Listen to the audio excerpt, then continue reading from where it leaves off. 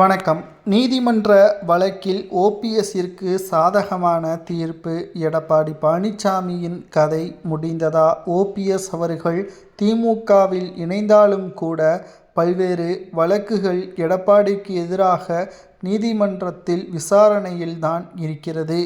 OPS அவர்கள் இரட்டை இலை சின்னத்தை முடக்க வேண்டும் என்று கூறியதை போல் 14 அதிமுகவின் நிர்வாகிகள் கூறியுள்ளனர். மேலும் ஓபிஎஸ் அவர்கள் திமுகவில் இணைந்ததால் அவர் தொடர்ந்த வழக்கும் தள்ளுபடி செய்யப்பட்டது. ஆனால் மற்ற நிர்வாகிகள் இன்னமும் அதிமுகவில்தான் தொடர்ந்து வருகிறார்கள். மேலும் இரட்டை இலை சின்னம் நிச்சயமாக வருகின்ற திங்கட்கிழமை அன்று நீதிமன்றம் விசாரணைக்கு ஏற்றுக்கொள்ளும்.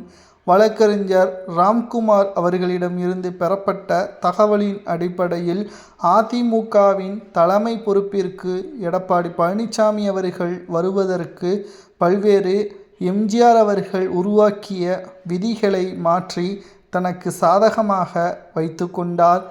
ஆலோசனை கூட்டங்கள் ஏற்படுத்தாமல் தன்னை தானே பொதுச்செயலாளராக அறிவித்து கொண்டார். செயற்குழு பொதுக்குழு முன்கூட்டியே அறிவிக்காமல் அவசரமாக பொதுக்குழுவை கூட்டி பொதுச்செயலாளராக மாஜி அமைச்சர்கள் முன்னிலையில் தன்னை தானே அறிவித்து கொண்டார்.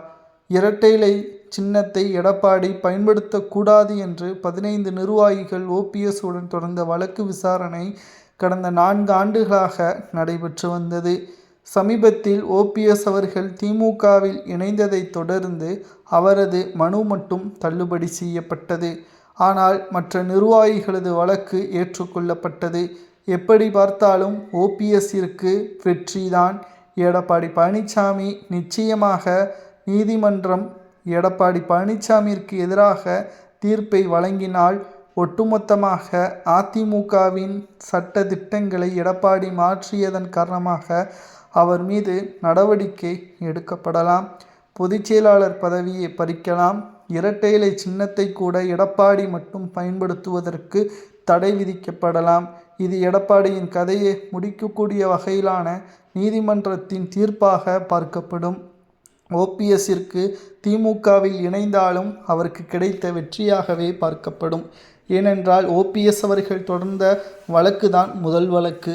அவரை பார்த்துதான் பல்வேறு நிர்வாகிகள் அவர் தொடர்ந்த வழக்கில் சரியான ஆதாயங்கள் இருக்கிறது, அவர் தவறான கருத்துக்களை கூறவில்லை, மேலும் எடப்பாடியின் சுயநலத்திற்காகத்தான் அவர் பொதுக்குழுவை கூட்டி தன்னைத்தானே பொதுச்செயலாளராக அறிவித்து கொண்டார் என்ற ஆதாரமும் கிடைக்கப்பெற்றுள்ளது.